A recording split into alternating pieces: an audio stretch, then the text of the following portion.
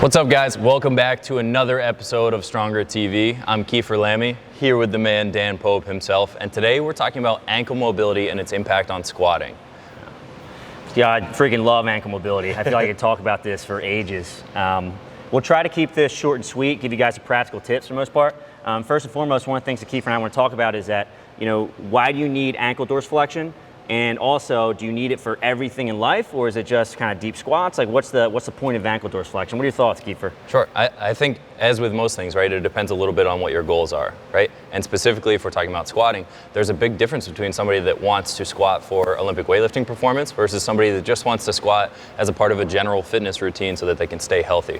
Right? So I think understanding that person's goals as you're going through an assessment of their mobility with them and deciding what sort of action steps you might have to take, whether you're really trying to work on improving this or whether you might just be okay and you educate them on how they can find an individualized training experience that fits their body. You got it. If you need a really deep squat with a very upright torso, so something like Olympic weightlifting, probably going to have some good ankle dorsiflexion. Sure. If you just want to squat in the gym and you don't really care too much about your performance, then it's not really a big deal, I'd say. And I think that that's where sometimes we get into trouble as coaches or we get into trouble with our clients is that, there's still this idea out there that, all right, everybody has to squat super deep, right? Or everybody has to squat narrower stance, toes forward, right? Mm-hmm. And while like for some people that might be the case and it might fit their goals, for others it might not. Right? And so if you take somebody that has poor ankle dorsiflexion, as we're going to kind of show you, and you try to force them to squat deeper, well, you might run into other problems at, the knee joint, the hip joint, or their low back as a result of it. Yeah, you got it. So I'm kind of pumped to go through this. All right, let's do it. Can I have you do a little bit of a squat here? Sure. And Which way do you want me facing? Let's go facing this way. Okay. Show me kind of like a half squat. I'm just going to point out the joints have to move well in a squat. Very good. So from the side, it's easy to see we need to bend well from the ankle joint, we need to move well from the knee joint, we need to move well from the hip joint right here, and then also at the thoracic spine, especially if you're doing something like an overhead squat. Go ahead and stand up here, Kiefer. Can you show me a squat where you're really sending your hips back and not having a lot of motion within the ankle joint? Sure. So let's say Kiefer is limited with his mobility. He's not able to bend his ankle joint very much. What ends up happening is that the knee joint actually bends less as a result. The hip joint bends quite a bit more, and the other piece is now his torso inclination has changed quite a bit. He's now forward this way. Go ahead and stand back up again. You want to show me one where you're using the ankle dorsiflexion range of motion? Sure. Just to contrast that? I'll use as much as I have at least. Okay, very good. Excellent. You can see from the side, we've got quite a bit more motion. The knee is sitting forward as opposed to where it was before. There's more knee bending here. There's actually a little less hip bending. The torso is much more upright. Go ahead and stand up here. Now, the reason why this is very important is because if I don't have range of motion in my ankle joint, or if I'm not using that range of motion, it just changes the stress in the body, okay? Sure. Not necessarily a good or a bad thing, but it just changes that. So as a coach, I think it's important to understand that. Yeah. Can you show me another squat a little bit deeper and show me a little bit of low back rounding? Sure. So if I go deep into a squat and I run out of range of motion in my ankle, all right, and also in my hip, I'll start to round from my lower back. I'm also not upright in my torso anymore. Go ahead and stand up here. So this is a topic of discussion for another day, but if I am really aggressively rounding my lower back in the bottom of a squat, it's not going to be good from a performance perspective because my torso is going to come forward with that, and I'm not going to be able to catch a snatch or a clean very well, but I also might be putting more stress on my lower back, all right? The other one, do you mind just showing me a squat where you really send the hips back aggressively but don't round in the lower back?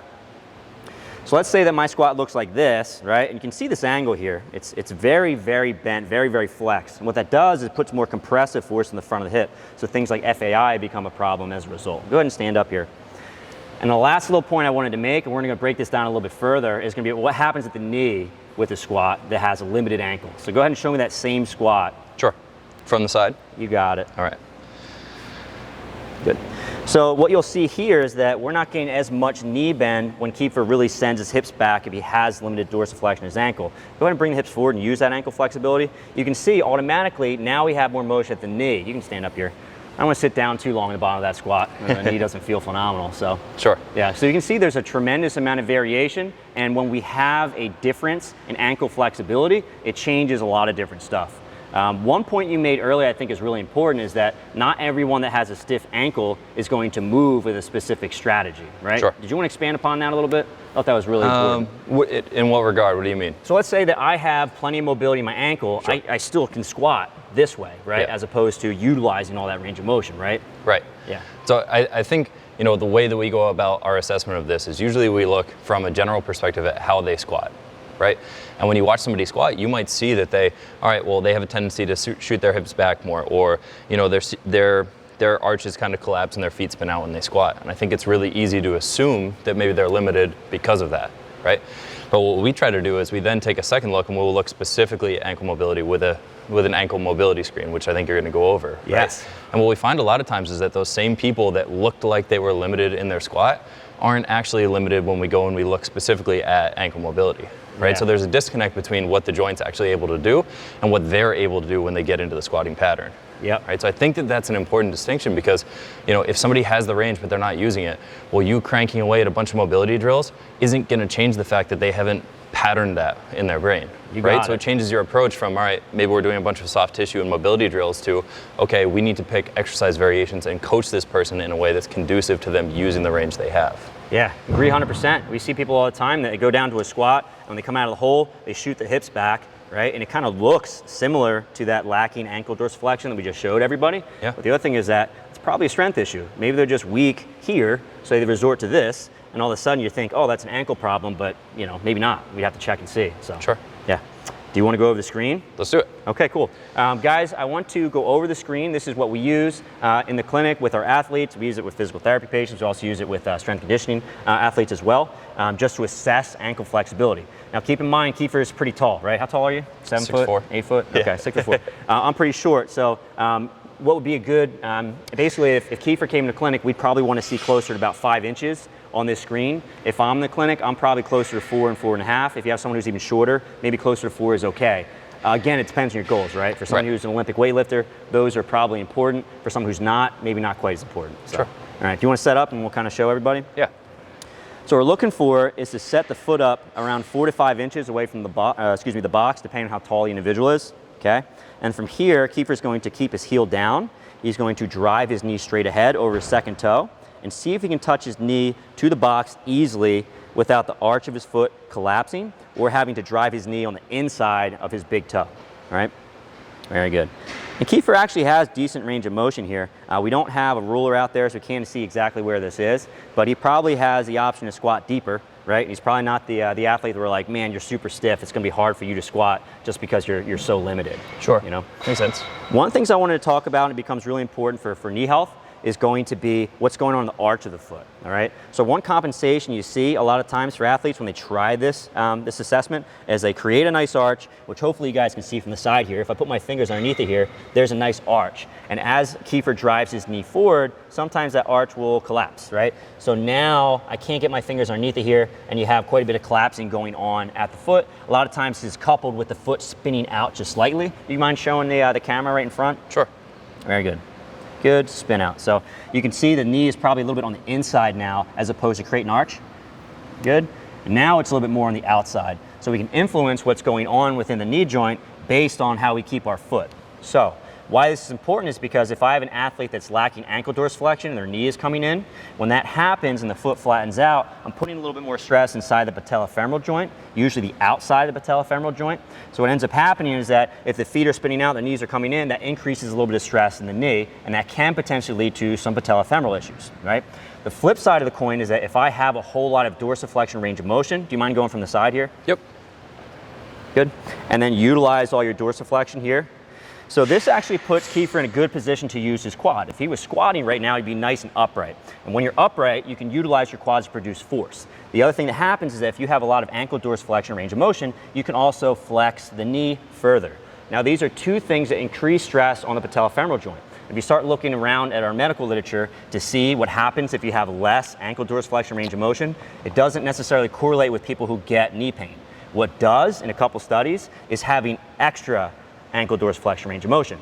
So it becomes this double-edged sword. We think, okay, you have knee pain, we have to work on your ankle flexibility. And maybe so, because we don't want to have that knee in or the valgus. But the other piece is that if you have a ton of ankle dorsiflexion and you're actually using it and loading up the knee joint, you might actually be increasing stress within the knee. Sure. That makes sense? Yeah, for sure. All right, cool. Very good. So now that we went over our assessment, right? how would you end up coaching someone through a squatting progression, let's say if they have bad ankle flexibility? Sure. So I think kind of like we talked about, right, we're first taking a look at what their goals are, right? Assuming this person's not trying to be an Olympian, they're not trying to be like crushing their snatch and their clean and jerk, and they're just looking at general health, I'm probably picking variations that either give them a significant counterbalance or that are conducive to more of like a hips back approach to it, right?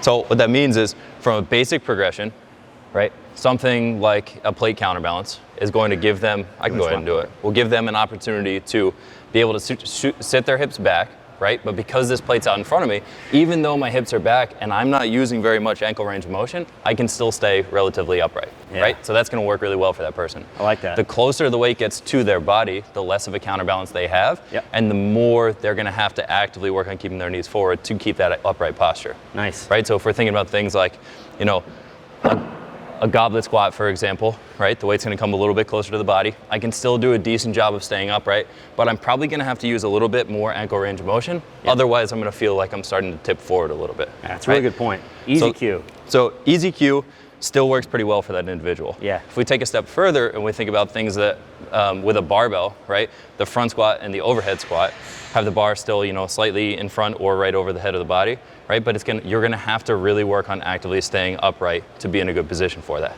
So those would probably be the two that I would stay away from more so with that individual, because I think that they're not gonna be as successful without the ability to drive their knees forward to actively stay upright for the squat. Yeah, makes a lot of sense. On the flip side, I actually think for somebody with limited ankle dorsiflexion, something like a back squat to a box where you can go a little bit of a wider stance isn't a bad option at all. Yeah. Right? So if we think about, you know, using this box here for my squat, why don't you come over and do this demo, Dan? Sure. Right? If I have Dan set up and go into a little bit of a wider stance, you want to go in the corner so kind of people can see? All right. Perfect. A little bit of a wider stance, right? Bar's right over his back. It could be kind of a high bar position or even a little bit more low bar. We're going to just intentionally coach him to push his knees out, sit his hips back a little bit, and now, good. He can drive right back out of that, and you'll notice that he doesn't have to use a ton of ankle range of motion to do it. I'll check it from the side here. Perfect. Right? And Dan's a little bit more on the dramatic end of the spectrum, but it doesn't even take that much for it to make a significant difference. Similarly, or on the flip side, right, if Dan goes a little bit narrower, go ahead, and he tries to stay more upright in this back squat, for example, he's gonna have to use that ankle range of motion, or if he doesn't, he's gonna feel like either his chest is tipping way forward, right, or maybe he starts to come forward onto his toes as he does this squat, and he might have added stress on his knees or his back or something that's not gonna feel good. Right? So we kind of pick the two ends of the spectrum. One, super assisted so that you can be upright. Two, it's just saying, okay, this might not be the right fit for you. Let's just shoot your hips back instead and pick a more hip dominant squat variation. Like it, dude. Right? Good choices. Do we want to go over a few mobilizations? Yeah, let's do it. Okay, very good. So if you have someone who actually does have a stiff ankle, we went over some ways to assess that. We also went over some ways to modify this. What if that athlete does actually want to get back to some deeper squats? They want to get more upright. What can we do to improve that range of motion? So my favorite things to work on when people are restricted with range of motion is going to be good old-fashioned stretching, right? Also eccentric work, which means you are lengthening the muscle under a load and going through the full range of motion. Also some foam rolling.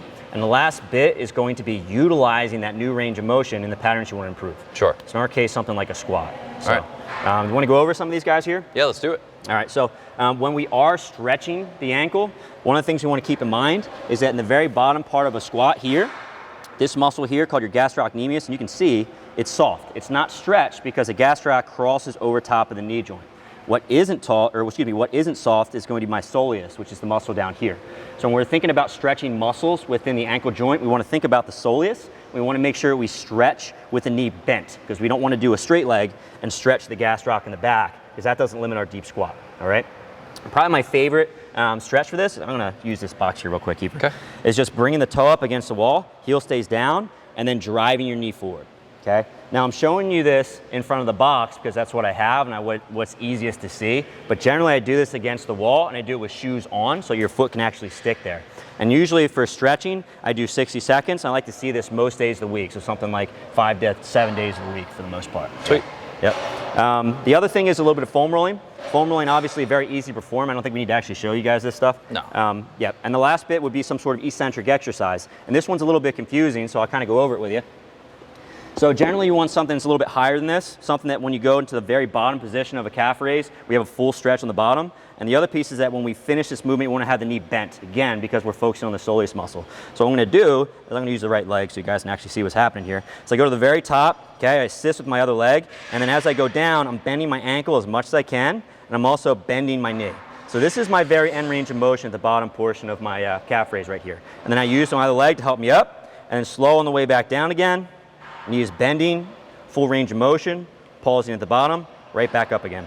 Usually I like to do these as 5-5-5 reps, which basically means 5 seconds on the lower, 5-second hold, 5 repetitions, and just 1 set. So, yeah. Cool, very cool. Do you want to go over some reinforcement exercises? Yeah, I was going to say, I think one of the most important pieces of this, right, is that not only are you doing these things to try and improve it, but then you're trying to reinforce it and pattern this with your actual squat movement, right? So I know we talk about this a lot, but it can honestly just be as simple as how you coach the exercise for someone, right? So we might take them through their goblet squat, and instead of just letting them do it in the pattern that's comfortable for them or coaching them away from that ankle range of motion, we might put them in a more uncomfortable position and actively coach them to drive their knees forward to use that ankle range, right? So when we go to do the squat, we're going to stay maybe in a slightly narrower stance, so they're forced to try and use that range of motion, right? And then I'm going to coach that individual to start the squat with thinking of driving their knees forward over their toes, right? So we're going to go down. I'm going to start with my knees going forward, and I'm just going to work to whatever I can.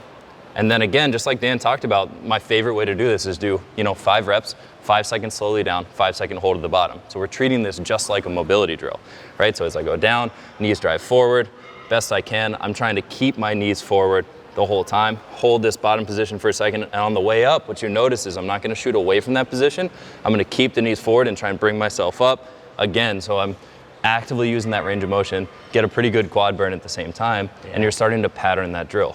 Yeah. Right? I think the additional piece that helps about that is, as you start to do this, you start to help teach that individual to what depth they can actually get to or they can achieve in the squat pattern, right? So it's a good way of teaching them, all right, we can stay in a nice upright squat until you get to parallel.